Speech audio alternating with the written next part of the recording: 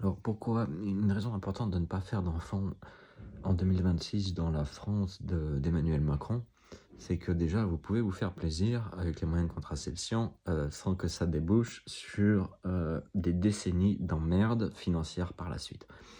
Alors une des raisons principales, je pense, qui est assez importante, c'est que si vous avez du vécu, vous qui êtes emballé chez le ça, si vous avez du pognon multimillionnaire, vous en foutez, hein, l'argent, fait travailler des gens pour vous, vous savez très bien. Mais si, vous n'avez pas de fric, vous avez subi le chômage, l'humiliation qui va avec, hein. C'est un pays où tout a été délocalisé, mais bon, c'est vous qui êtes quand même responsable. Bah, forcément, ils vont pas dire: «Non, c'est nous», parce que s'ils disaient ça, vous pourriez les attaquer en justice et demander: «Bah, c'est votre faute, alignez le fric».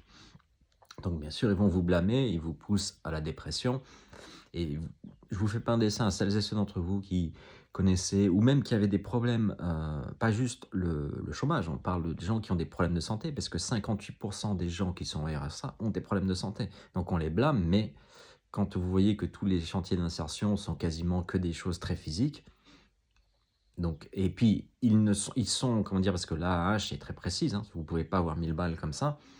Donc si vous êtes handicapé, mais pas suffisamment pour recevoir l'AAH, vous êtes bloqué au RSA et good luck, pour trouver quelque chose.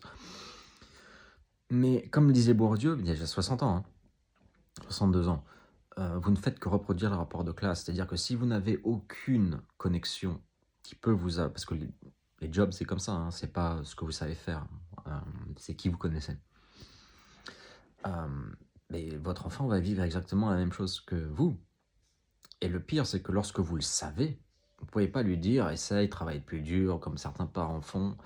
Non, vous ne pourrez pas dire ça. Vous n'aurez pas moralement cet argument de dire: «Ah bah merde, c'était différent, pour moi». Si ça a réellement été différent pour vous, oui, moi je suis entouré de vieux ici qui, vivent encore dans les années 70, ils n'ont pas compris, ils n'ont pas, mis à jour leur logiciel de compréhension de la société en 56 ans.